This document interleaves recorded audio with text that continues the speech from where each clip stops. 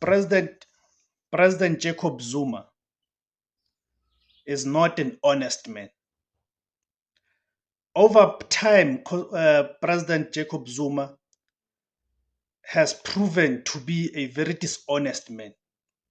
A dishonest man who would usually use the anger and the frustration of the masses to advance his own narrow personal interests and those of his family and those who are close to him.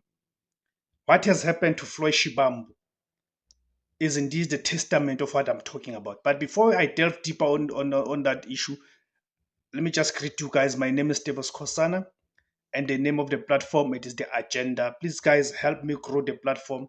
Here are the different ways can help me to grow the platform by subscribing. To subscribe, guys, it's for free.